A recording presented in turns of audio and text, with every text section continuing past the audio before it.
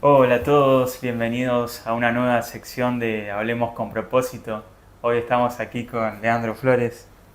¿Cómo va, Leandro? ¿Todo ¿Cómo bien? estamos? Bien, bien. Y bueno, la verdad que un privilegio tenerlo a él aquí en el canal. Él es director de la Facultad de Artes de Córdoba, también compositor y obviamente músico también. Ya le vamos a ir mostrando un poco, le voy a dejar también el link aquí de su Spotify, de su álbum, de sus canciones, donde ahí van a poder escuchar tremendas canciones, la verdad, muy edificantes. Y hoy vamos a hablar de las diferencias entre la música, la famosa música secular y la música cristiana. Así que espero que sea de gran edificación para todos. Así que, ¿cómo estás, Lean? Bien, bien. Bienvenido. Director del departamento de música, vamos a aclarar. Director del Departamento de Música, sí. De la parte de música. De la Facultad de Artes. Sí, sí, sí. De la Facultad de Sí, Artes. sí, sí. Y Lean, bueno, estábamos hablando acá un poco con él. Ya, bueno, él nos conocemos hace un montón.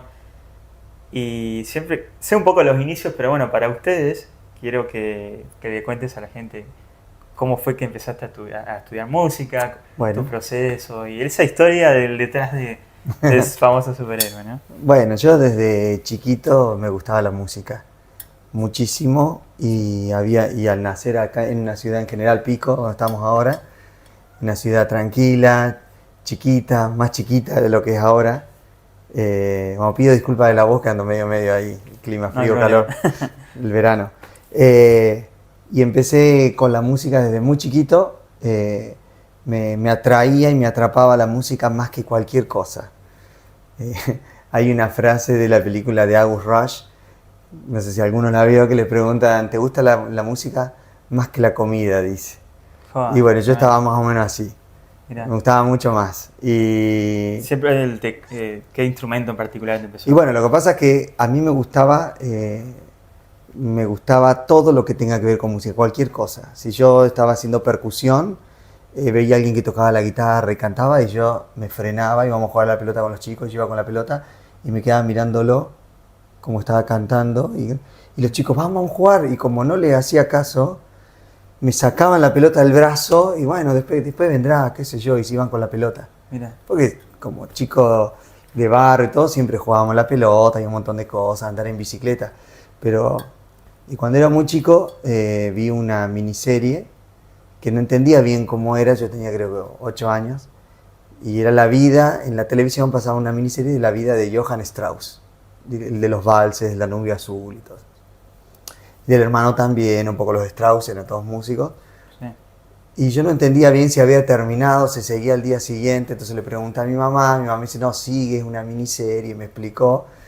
Y entonces le dije, mami, llámame cuando vuelva otra vez el capítulo, mañana, porque yo lo quiero ver, a mí me gustó. Lo veía el tipo dirigiendo la orquesta y a mí me gustó. Bueno.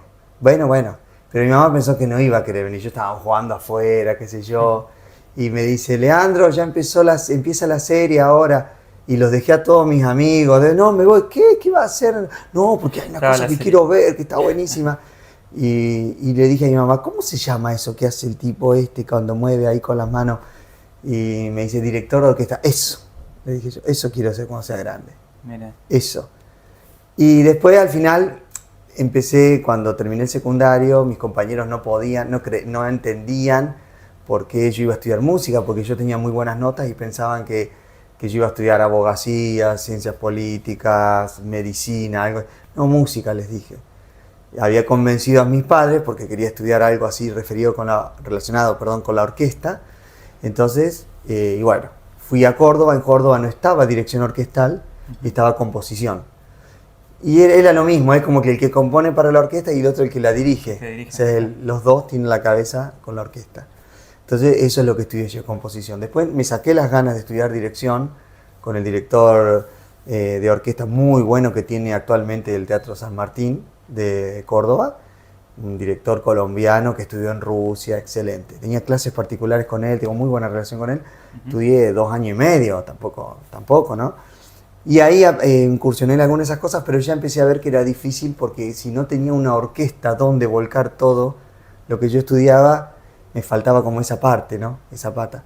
Entonces, bueno, me dediqué exclusivamente a componer y que la parte de orquesta la dirija el director.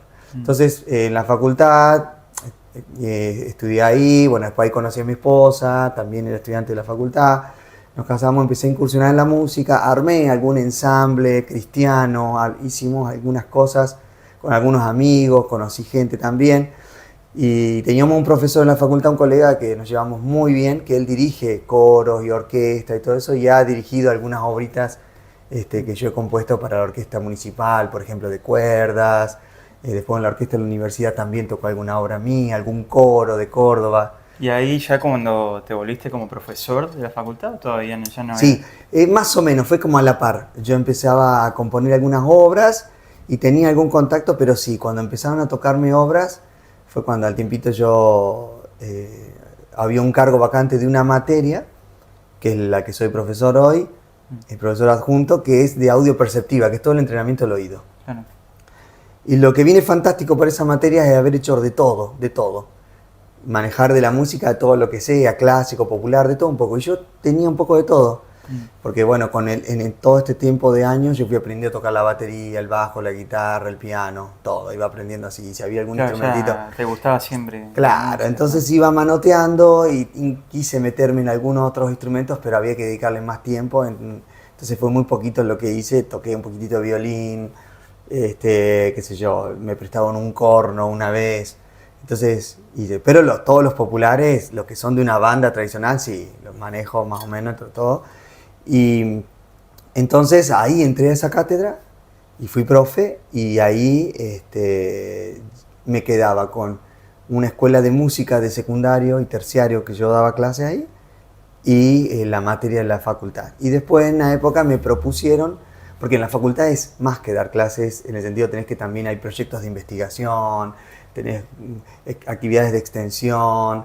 Yo estaba en un momento en el consejo de la facultad, que coordina muchas cosas y resoluciones que se sacan ahí. Entonces yo al estar ahí, me vieron cómo laburaba y me propusieron ser el director, que es electivo, ¿no? Te votan los profes, los estudiantes, los egresados, entonces te votan y bueno, y me propusieron como director y ya voy 5 años con este cargo. Sí. Bien, wow, la verdad que toda una historia bastante larga, resumiendo resumida, todos esos años, resumiendo, pero sí. Nada, la verdad que hay cosas que bueno, no sabía, esto lo de Johann Strauss. Johann Strauss. Johann Strauss, perdón. Y ¿él era también un músico cristiano que te gustaba o nada que ver? No, era como de ópera. No, era bien clásico. Johann Strauss era músico, tenía su hermano, es el que compuso en Mano Menor, era también director de orquesta y que compuso la música, así hablaba Zaratustra, esa tremendo. Esa que suena más o menos así, mal cantada. Y tiene música muy buena escrita. Y era un poquito la vida de ellos y a mí me llamó la atención ese ambiente hasta el día de hoy. Yo cuando estaba en la universidad teníamos un cuarteto de cuerdas que nos tocaba lo que nosotros les llevábamos a primera vista. Así se lo dejábamos y lo tocaban. Entonces yo me había propuesto un año, siempre les voy a llevar algo mío para que toquen.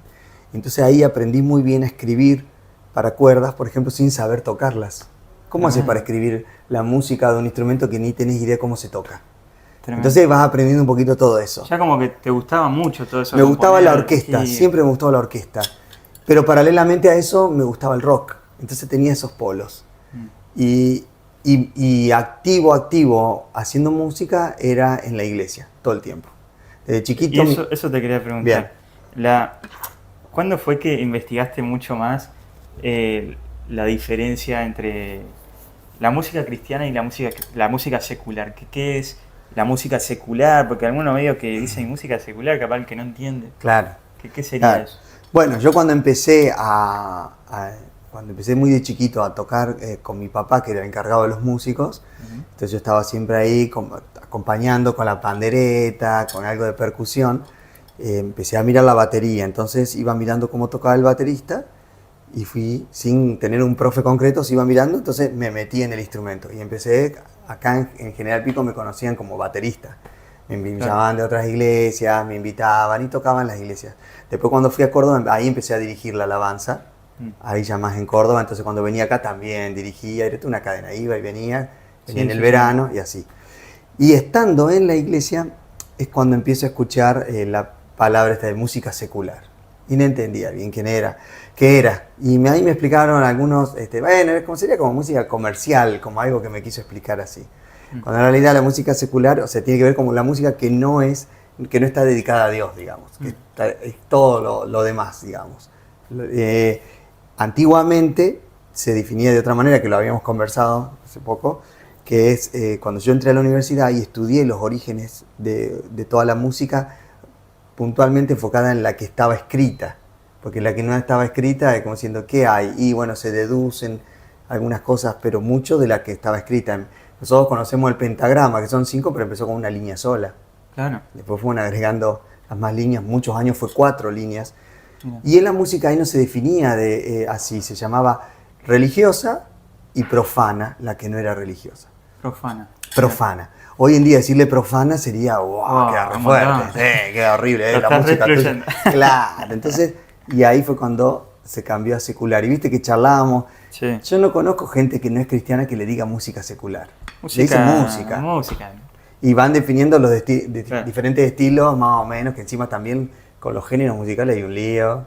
Es más, capaz las otras personas dicen en que no es religioso, ni creen en Dios, ni nada, dicen música religiosa. A la nuestra. Claro. Es como... Claro, entonces así, quedó como medio así. Nosotros llamamos secular a la que no es cristiana y los que no son cristianos le dicen música religiosa. música mundana. Música mundana también le dice mucha gente, pero ya eso también quedó, que sonaba medio feo y también se fue sacando. Pero vos fijate cómo es la cosa, que históricamente los compositores, había muchos que no tenían tabú de componer una obra, con todos los términos que usamos ahora, una obra religiosa y después hacer una obra profana. En esa época no tenían problema. Bach era muy creyente, luterano, y se componía una obra para Navidad, un oratorio que sería como dicho mal pero rápido, como una ópera cristiana, que trataba de la pasión de Cristo, de los últimos días de Jesús y todo eso, y él la componía esperando que la gente se vaya reflexionando sobre lo que estaba el mensaje. Eso nos decía nuestro profesor en la universidad, imagínate. Quedó bien claro el mensaje. Aparte era solo melodía. No, el tipo de oratorio era tipo ópera también. Claro, nada más que orquesta, voces, coro. Claro, todo. pero me refiero a que no había un cántico, sino que era todo melodía, lo de Bach. O sea, en realidad, por decirlo lisa y llanamente, melodía es como diciendo que sea en la escritura de la música es lineal, como una línea. Y armonía como que son varias melodías superpuestas. Claro, era una armonía, no solo una armonía era. Entonces tenían armonía, tenían alguna parte que puede haber un dúo, cantaban 2 personas, por ahí una sola, por ahí un coro. El oratorio tenía mucho coro, porque el coro significaba el pueblo. Claro. Entonces también mucho se relacionaba. Claro, entonces era importante que esté el coro sonando ahí.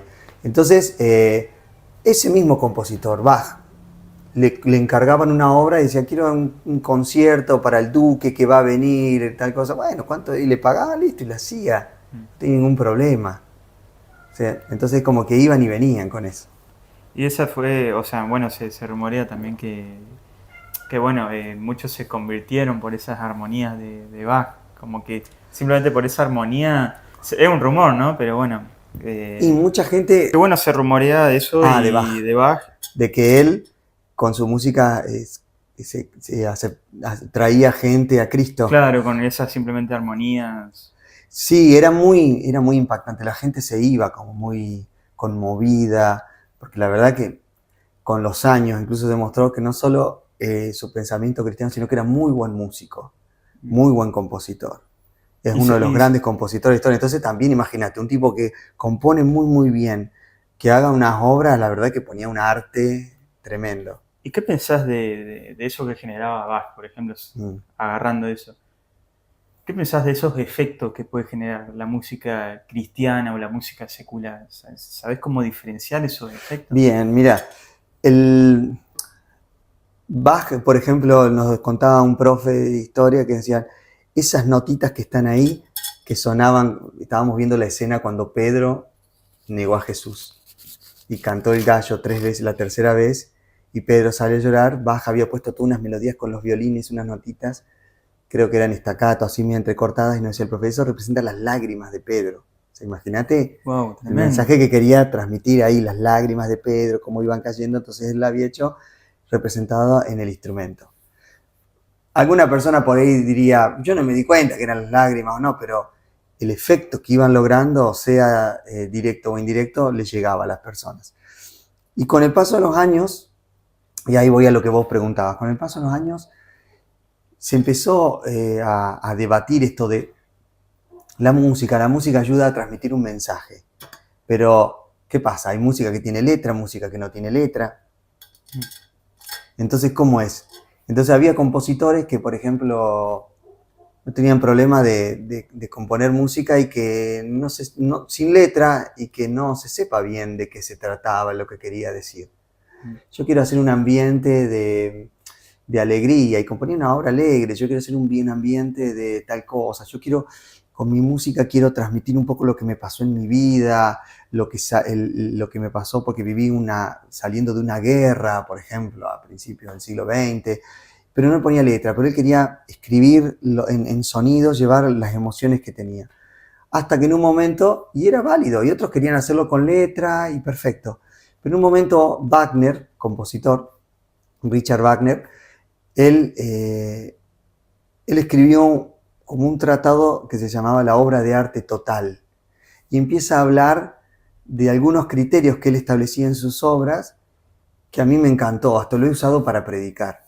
¿Por qué? Porque él decía, sí, la música te puede transmitir una emoción de alegría o de, por ejemplo, de desesperación. Pero con la palabra te terminás de entender qué desesperación es. Y con el gesto del cuerpo, más todavía. Entonces para él tenían que estar esas tres cosas. El sonido, música, la palabra, el texto y el gesto. Porque si yo le digo, vení, digo, con una sonrisa, vos vení, ahora si yo te digo, vení, y te hago una cara como siendo así, vos te echás un pique y venís corriendo rápido, ¿qué pasó? ¿Me explico? Claro, te referías a la alabanza, digamos. Entonces él decía, con eso queda bien claro el mensaje. Con eso queda bien claro el mensaje que quería hacer. Entonces lo mismo aplica si la música es cristiana o no. El tipo de sonidos que querés hacer, el tipo de gesto que vos haces. ¿Viste? Es muy importante. Claro, la portada de mi disco yo me puse así, no es por nada que me puse así. Me pongo así porque quedo re espiritual. No, porque era para Dios, era adorarle a Él. Ese es el sentido ese. Entonces, el gesto dice mucho y nosotros por ahí no nos damos cuenta, o a veces sí, a veces no. Cuando estamos en la iglesia adorando a Dios, hacemos muchos gestos que afirman el mensaje que estamos diciendo. Entonces, y con la música secular pasa lo mismo. ¿Qué pasa en la otra cara? En la otra cara, exactamente. ¿La tomaste? yo? No me acuerdo. ¿Qué pasa en la otra cara? De la por ejemplo, hay música, hay el estilo y el cuerpo y el gesto y la forma de cantar, por ejemplo, la sensualidad, que se maneja lo erótico, lo sexual todo el tiempo. Por nada la mujer se viste como se viste, se mueve como se mueve, y encima, viste, cuando canta, ¿viste? Hacen todos esos gestos así porque quiso transmitir de esa manera y con ese ritmo que golpea, quiso transmitir ese mensaje. Y otro lo consume y dice, yo quiero ese mensaje. Lo mismo música que son un poco más románticas, modo depresión, que te Claro, y no solo eso, son los tipos de acordes, las cosas. Yo, por ejemplo, tenía una materia en la facultad donde veíamos una imagen y el profesor nos decía cómo podemos hacerle música a esa imagen. Wow, tremendo. Entonces, y hay veces que este tipo de acorde puede sumar más, este tipo de música. A veces, cómo hacerle música contraria, por ejemplo. ¿Cuál sería la música? Y vos ves una imagen de un tipo que está llorando y de golpe le pones música alegre. O al revés, por ejemplo, que se puede usar mucho. Pones un payaso y empezás a hacer música triste, muy triste, con esos acordes menores y un violín con mucho vibrato que parece que está llorando. Decís, y ves un payaso así en una foto. ¿Qué pensás vos? Algo le pasa al tipo. Claro, el tipo vive una vida pintada, pero en su interior. Bueno, entonces, claro, esos todos son todos recursos. Claro. Son todos recursos. Y cuanto más lo sabes manejar, más, recursos podés explotar con eso. Tremendo Bueno, lo que decís. por conclusión, parece que el diablo con sus estrategias también sabe usar esos recursos.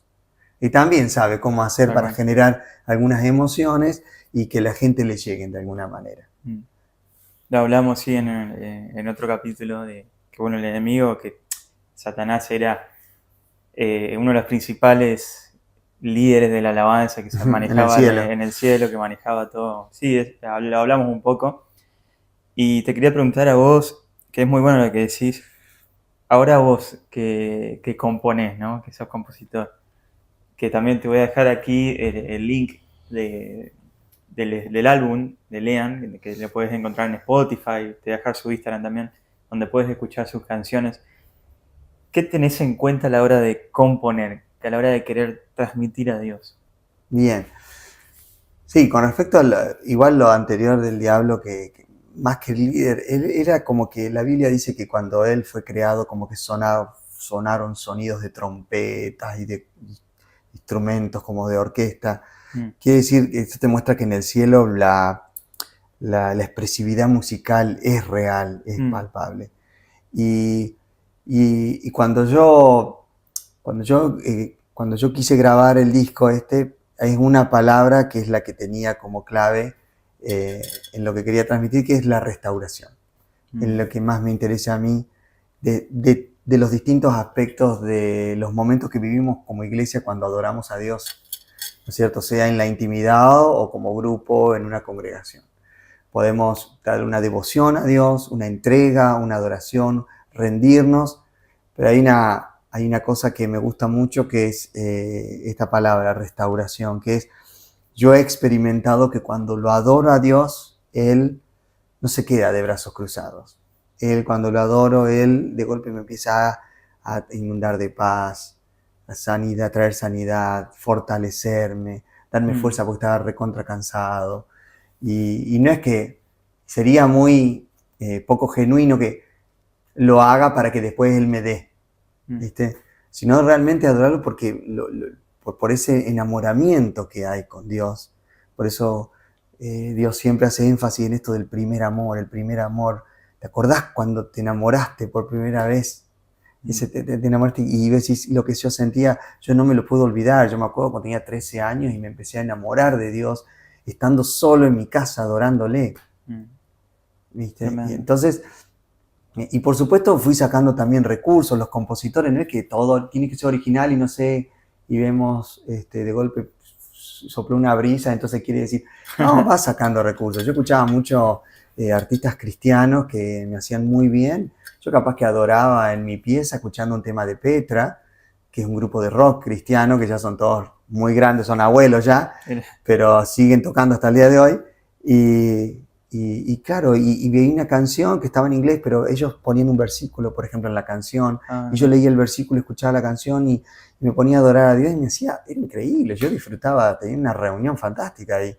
Y sacando recursos de ellos, de Michael Smith, de Amy Grant, Steven Curtis Chapman, Wow, no conozco ninguno. Ninguno, bueno, son todos mucho de la zona de, por ahí, DC Talk, de Nashville, Texas, por ahí, salió una movida, y bueno, creo que Steven Curtis Chapman ya es de otra parte, más Kentucky me parece, pero muchos artistas que la verdad que aportaron mucho a la música cristiana. Entonces llegó un momento que yo escuchaba más música cristiana que secular, no me llamaba la atención la música cristiana, yo escuchaba rock nacional y a veces escuchaba que el tipo parecía que la rompía.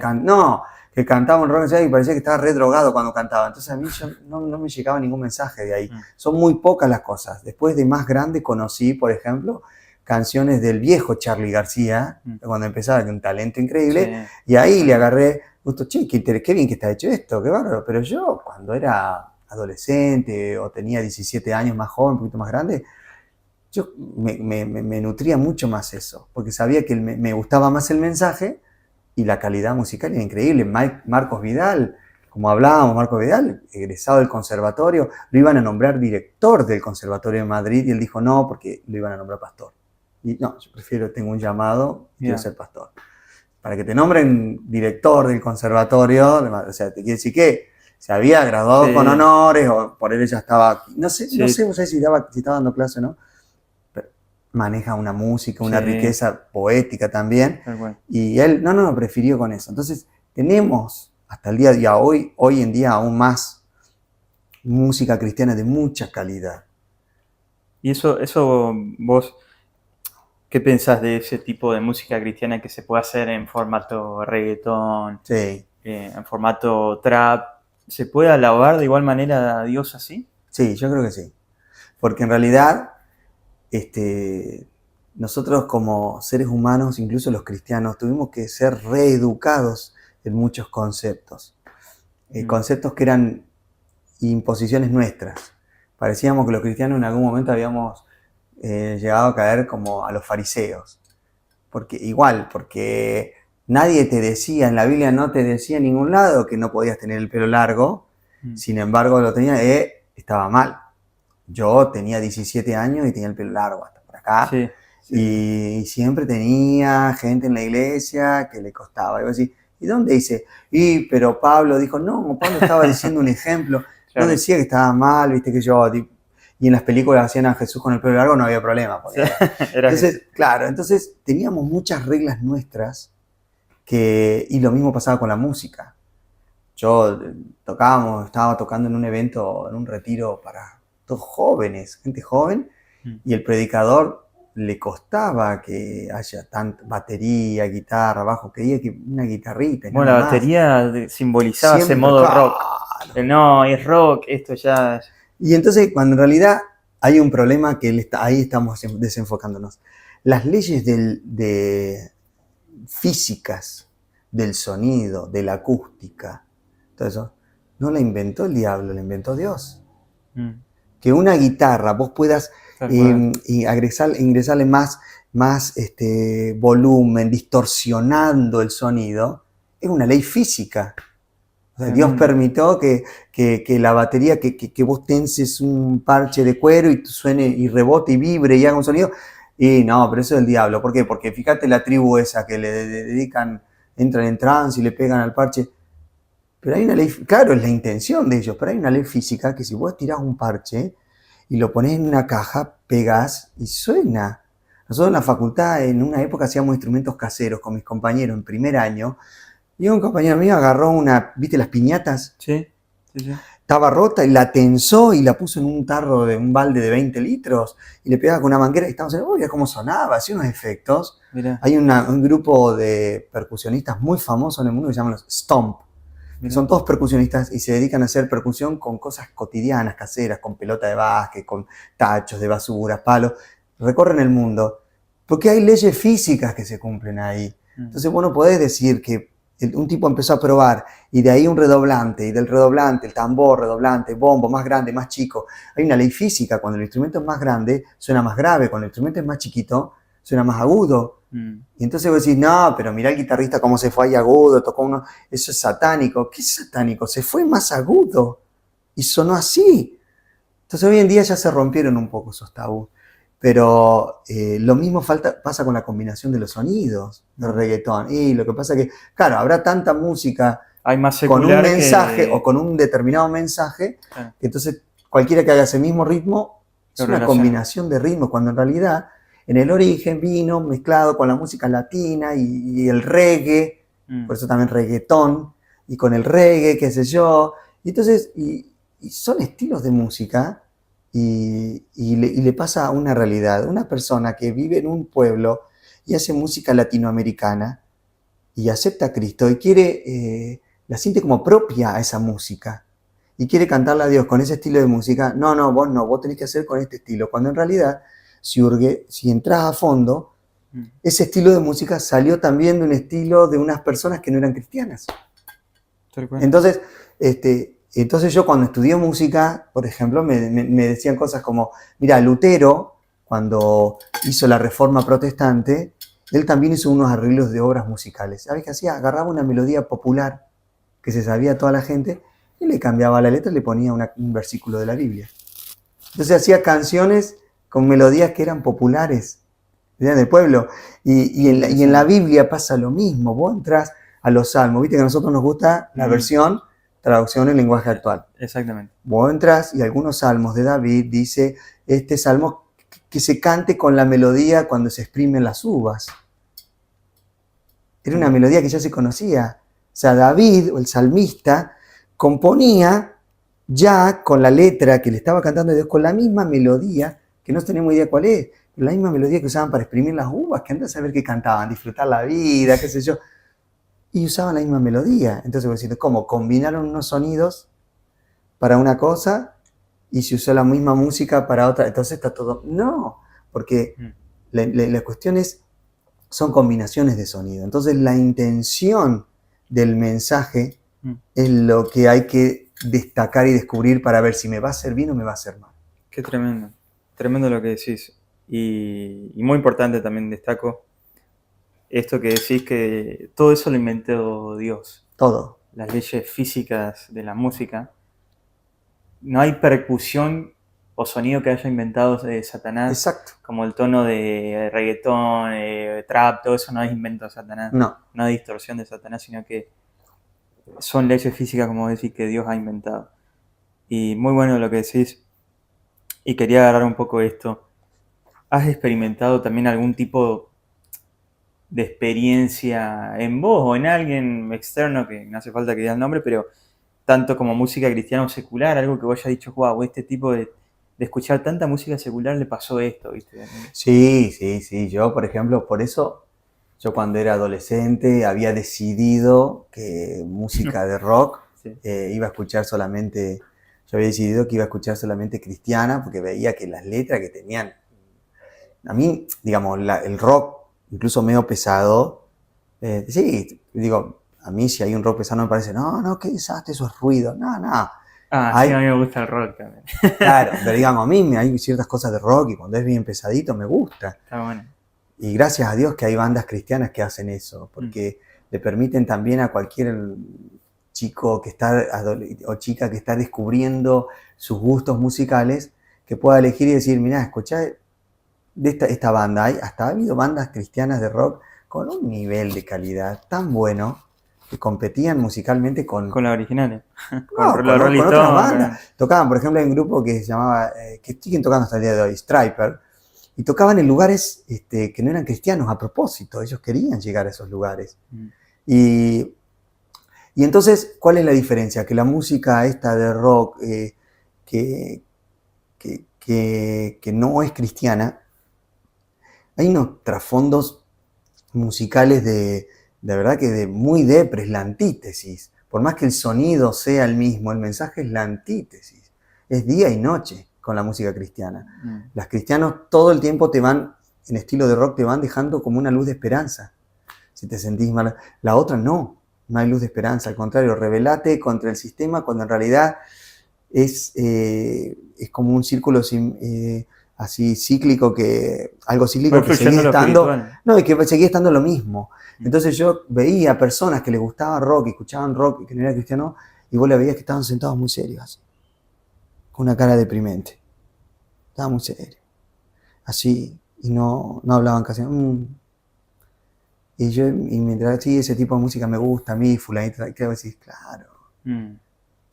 Te llega un momento, te agita cualquier tipo de duda y pensamiento que vos estás teniendo mientras vas creciendo, te lo fomenta más. Entonces, porque probablemente a los mismos artistas le está pasando ese tipo de cosas. Muchos escriben sus letras, son parte de su vida. Claro, entonces si su estilo de vida transmite algo, bueno, lo plasman las letras, obviamente vos tenés así, tiene razón, terminás diciendo.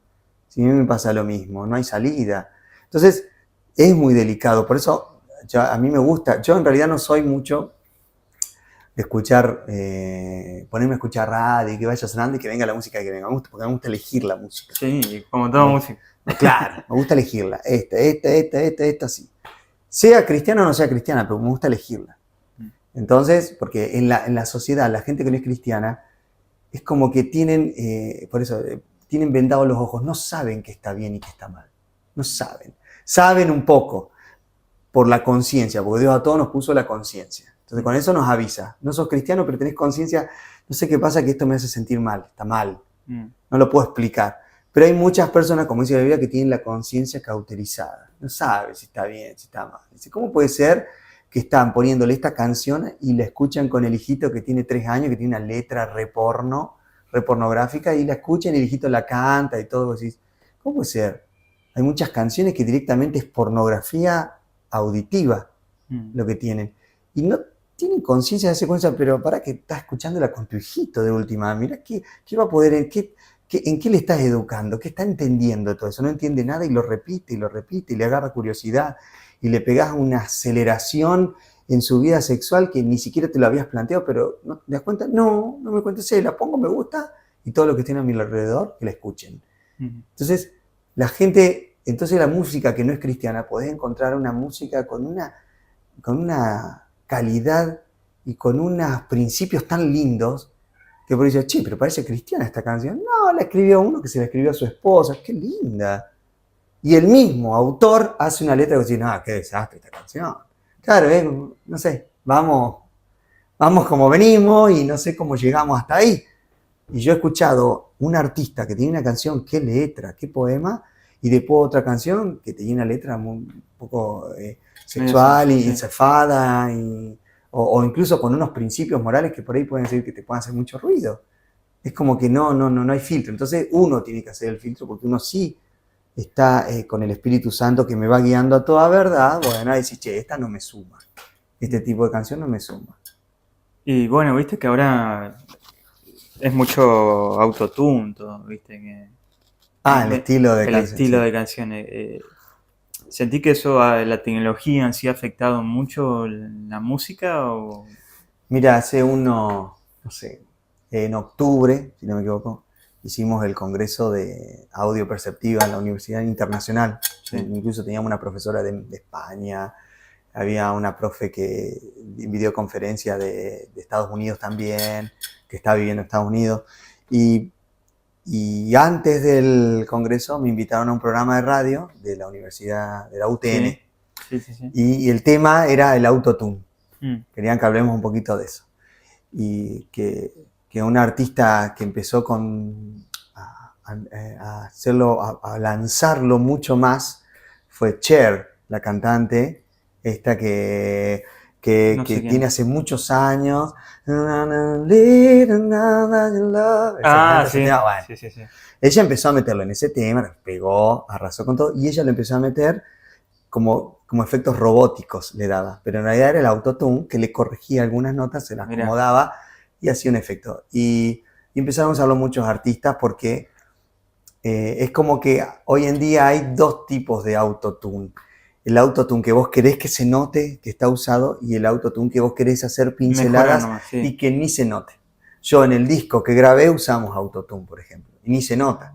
Lo que pasa es que cuando yo estoy cantando, claro, yo estoy cantando, una notita, estábamos en el estudio y una notita me dice, mira, le falta un cachitito acá, y la acomodaban manualmente para que no se note.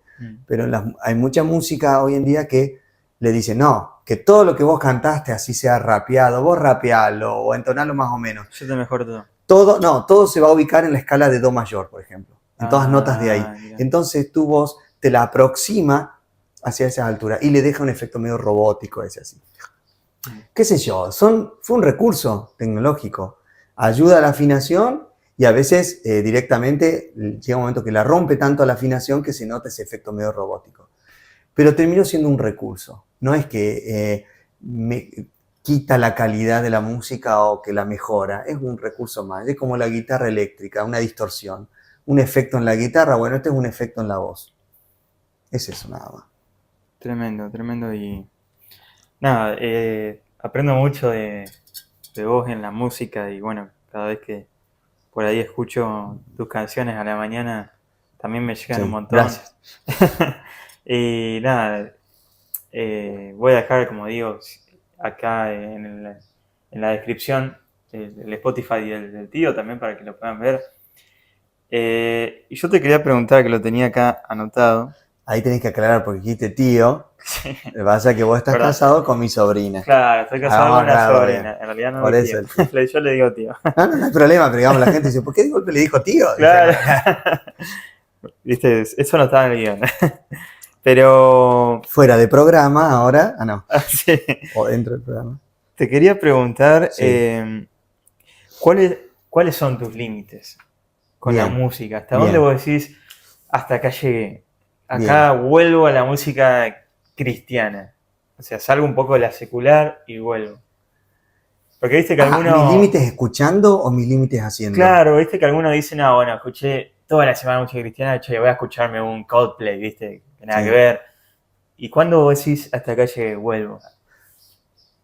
Bien, yo creo que sí, obviamente si me pasé todo el tiempo escuchando música eh, que no es cristiana y ¿qué me va a hacer pensar? Me va a terminar haciendo pensar un montón de cosas cotidianas cuando la Biblia dice, mirá primero las cosas de arriba, ¿cierto? Y después, y no las de la tierra. Entonces, cuando vos escuchás música que hablan todo el tiempo cosas de la tierra, terminas mirando demasiado todas las cosas de la tierra. Entonces, si yo me paso todo el tiempo escuchando música que hablan de romances o que tenía celos de tal o que el otro me habló mal o qué sé yo, o que hay que disfrutar un poquito la vida, qué sé yo, está bien, está bárbaro, qué sé yo, u otra.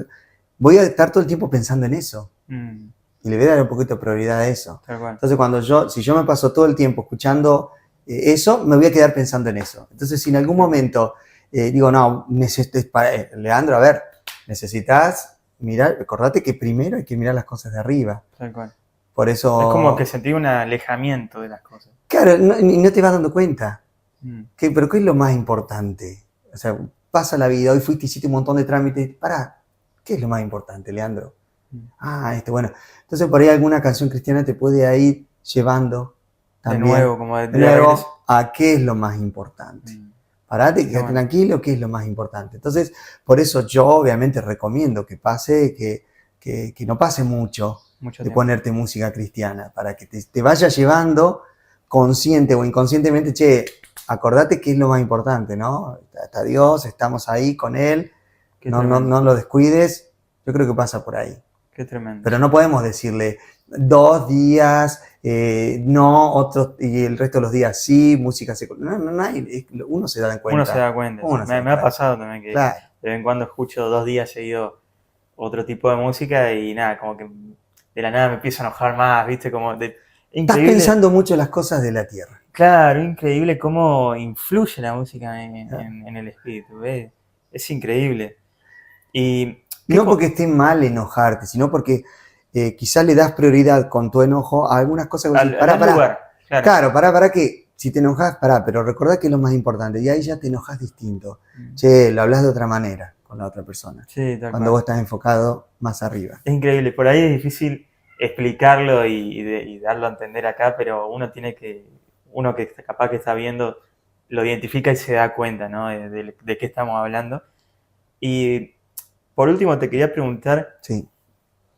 ¿qué consejos le darías a un músico, a alguien que quiere ser músico, a alguien que quiere componer música cristiana en este mundo tan difícil, ¿no? Sí, Que exige muy difícil. fines comerciales, que Sí, quiere vivir, que por ahí es difícil vivir de la música? sí.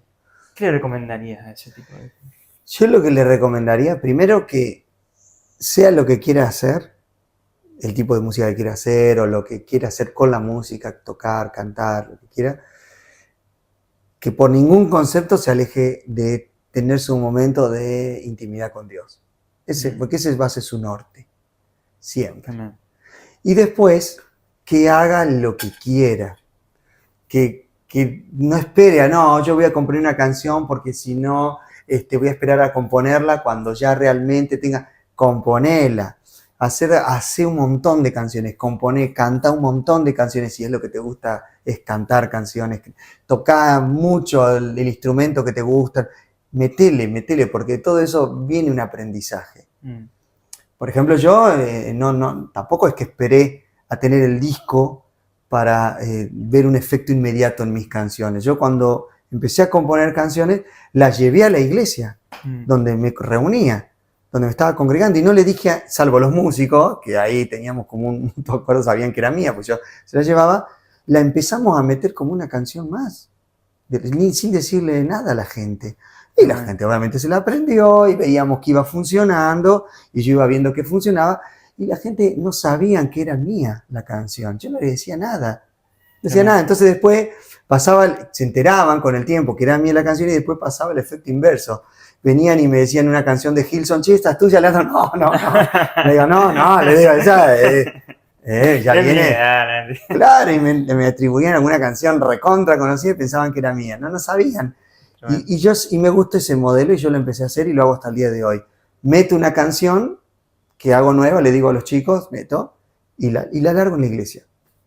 Yo tengo un detalle que hace unos años atrás, me afilié a un sistema de registro de mi música. Sí. Entonces, más allá de que llegue a fines de lucro o no, de dinero, yo la dejo resguardada. Entonces con eso me quedo tranquilo.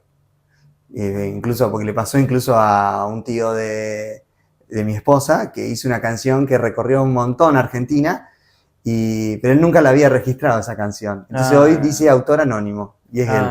Claro. Y una banda la sacó y anduvo y fue un éxito y la banda no sabía de quién era, entonces le puso autor anónimo. Por lo menos me quiero quedar tranquilo de que quede registrada, quede guardada. Después que la hagan, claro, después la tocan, ya me ha pasado a algunas iglesias que ha tocado alguna canción mía. Sí, bueno, la voy a dejar porque son muy buenas, la verdad son muy buenas. Y hay algunos que ya me conocen, ya termina una reunión y me dice, esa que cantaste, esa es tuya, ¿no? Me dice, pues ya conocen mi estilo. Que también mi estilo se fue forjando por ir sacando recursos de otras personas y de otros estilos, ¿no? Claro, sí. ¿Y se viene un nuevo disco o no? Nada. Estoy ahí, mira, justo... ¿Hay letras escribiendo? Sí, hay canciones. Hay algunas que ya se están cantando en la iglesia donde yo me congrego, ahí mira. En Nueva Vida, que está en Nueva Córdoba, ahí en la ciudad de Córdoba. Y como es y bueno, yo ya la puse, la empezamos a ensayar con los chicos en la iglesia.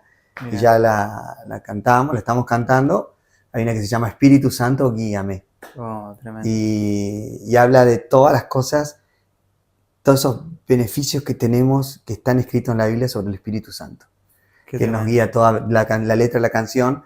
Es como que uno mismo le dice al Espíritu Santo, sí, guíame a toda verdad, que es para lo que vino. Consolame, vino por consolame, guíame, llename. Necesito que intercedas al Padre por mí, necesito todo eso.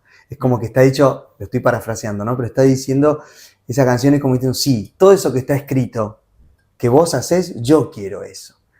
Y bueno, y vuelve al punto que hablamos al principio de la charla, por la restauración. A mí lo que me interesa es eso, que en el medio de adorando a Dios y cantándole, yo lo he visto y lo he experimentado yo mismo, cómo Dios empieza a ir trabajando con nosotros mismos, ¿no? Tremendo. Que de hecho hay un pasaje en la Biblia que muchos lo conocemos, pero por ahí capaz que a algunos se le pasó este detalle, que es cuando el rey David